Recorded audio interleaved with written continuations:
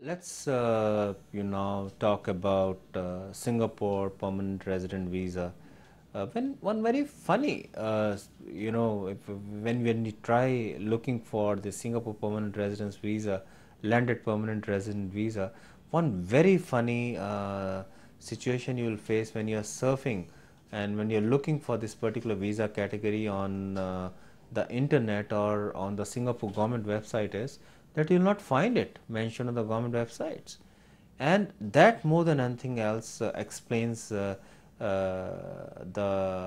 really speaking very limited potential that this particular category has in the overall Singapore government's immigration plans for skilled professionals.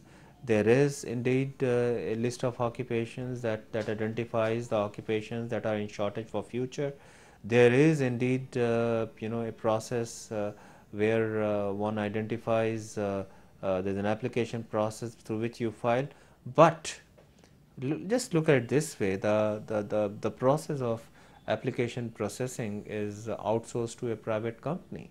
Again, that really speaking indicates the kind of importance that the Singapore government gives to this particular visa category. Why I'm stressing on these areas is that there is no clear idea about what is the number of visas that are issued by the Singapore government in this particular category. So the hopes should not be very high. It has to be understood and remembered that the Singapore government, by definition and by law, prefers to give residency to the individual and families who are already working on employment passes in Singapore. So because they are working, they are drawing a salary, they are the first preference as residents. Then you have investors, you have businessmen who go and settle down and make Singapore their home. So somewhere in between are some occupations and some professionals who can apply under the Singapore landed permanent resident visa. But this particular category is very small. But for those who are qualified in this particular category, we will be pleased to assist in the process. We have good idea of the precise process that should be followed, to agencies to which it is to be filed. Do remember that there is a non-refundable fee of almost rupees 55,000 when you make this application. And also do remember that Singapore landed permanent resident visa is one of the few procedures where if your application is refused, no reason is given by the Singapore government or the Singapore Immigration Department as to why your application is being refused.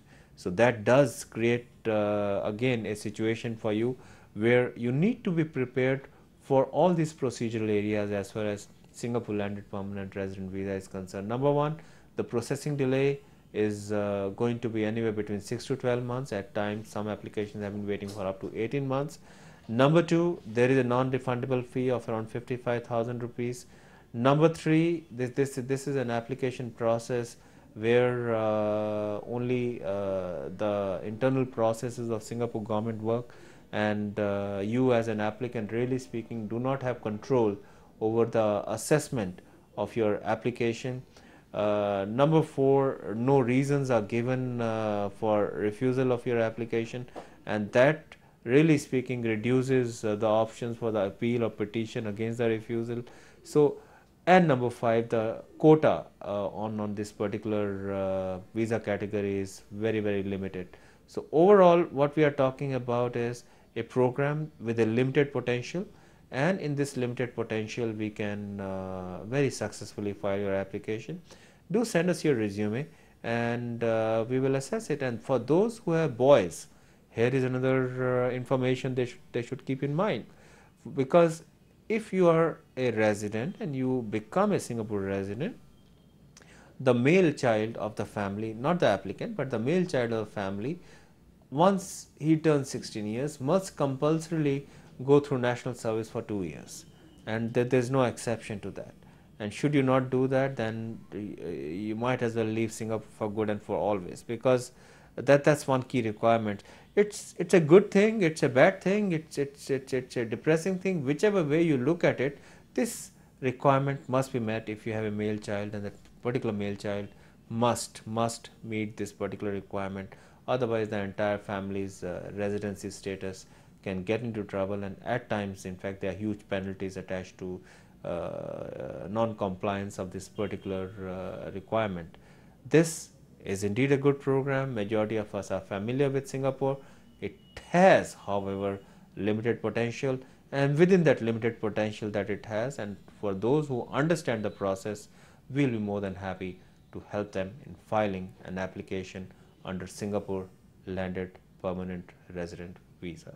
Thank you.